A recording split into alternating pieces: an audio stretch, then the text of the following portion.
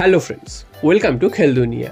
প্রত্যাশা মতোই আজ আর্মান্দো সাদিকুর বিদায় এবং গ্রেগ স্টুয়ার্টের আগমনের বার্তা কিন্তু জানিয়ে দিল মোহনবাগান।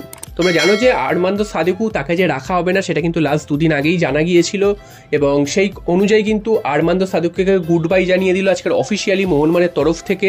এবং আর্মান্দো সাদিকু সম্ভবত গোয়াতেই জয়েন করছেন এবং তার বদলে গ্রেগ স্টুয়ার্টের নামটা লাস্ট 3-4 দিন ধরে খুব শোনা গিয়েছিল এবং গ্রেগ স্টুয়ার্টের সাথে কিন্তু ডিল ফাইনালও হয়ে গেছিলো, তোমাদের গতকালই জানিয়ে দিয়েছিলাম।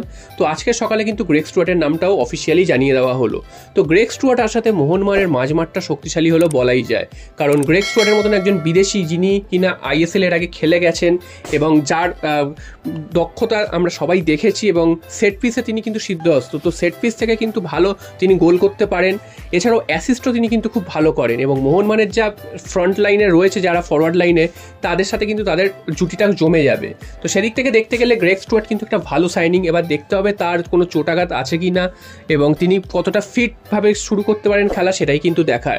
তো গ্রেগ স্টুয়ার্ট সই করানোটা মোহনবাগানের কিন্তু একটা মাস্টার স্ট্রোক বলাই যায় এবং গ্রেগ স্টুয়ার্ট তিনি আইএসএল এর আগেও বিভিন্ন দলে খেলেছেন এবং তিনি জানেন আইএসএল এর পরিবেশ এবং ভারতীয় পরিবেশ। তো তার কাছে নতুন কিন্তু কিছু নয় এবং পরিচিত বিদেশিকেই মোহনবাগান সই করিয়েছে এবং এরকম একজন ভালো বিদেশি সেটা কিন্তু মোহনবাগানের জনি কাউকোর যে বদলিটা সেই হিসাবে কিন্তু ভালোই হয়েছে। তো মোহনবাগানের এই মুহূর্তে কিন্তু আরও একজনের নাম ভেসে উঠছে, সেটা হচ্ছে জেমি ম্যাকলারেন। তাহলে জেমি ম্যাকলারেনের নাম কেন ঘোষণা করা হচ্ছে না? তো তোমাদের এক্ষেত্রে জানিয়ে রাখি, জেমি ম্যাকলারেনের নাম এখনও ঘোষণা করা হচ্ছে না কেন সেটা ক্লাবের তরফ থেকে জানা যায়নি। তবে এইটুকু জানা যাচ্ছে যে মোহনবাগান চাইছে 29শে জুলাই জেমি ম্যাকলারেনের নামটা ঘোষণা করা হোক। তো অনেকের মনেই প্রশ্ন উঠছে যে জেমি ম্যাকলারেন কি আদৌ আসছেন, কারণ এতদিনে তার সাথে চুক্তি হয়ে গেছে, সই হয়ে গেছে, প্রায় 2-3 মাস আগে থেকে এই নামটা চলে আসছে। তো এতদিনেও কিন্তু তার নাম কনফার্ম হলো না, তাহলে কি তিনি সৌদির ক্লাবে চলে গেলেন?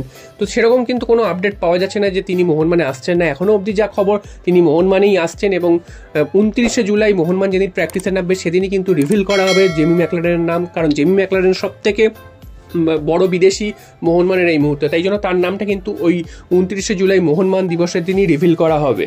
তো এই যে গ্রেগ স্টুয়ার্ট মোহনবাগানে এলেন, এইটা নিয়ে তোমাদের বক্তব্য কি তোমরা কিন্তু অবশ্যই কমেন্ট করে জানিও যে গ্রেগ স্টুয়ার্টের সাইনিংটা কি মোহনবাগানের জন্য ভালো হলো এবং জেমি ম্যাকলারেনের নামটা কেন এতদিন ঘোষণা করা হচ্ছে না এবং এতদিন পর কেন মোহনবাগান প্র্যাকটিস শুরু করছে সেটাও কিন্তু একটা চিন্তার বিষয়, কারণ অন্যান্য দলরা কিন্তু প্র্যাকটিস শুরু করে দিয়েছে, সেখানে মোহনবাগান কিন্তু প্র্যাকটিস করছে না।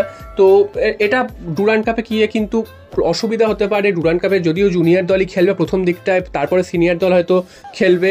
তো সিনিয়র দল খেললেও মোহনবাগান কতদিন অনুশীলন করে সিনিয়র দল তাদের প্লেয়াররা নামবে সেটাও কিন্তু দেখার।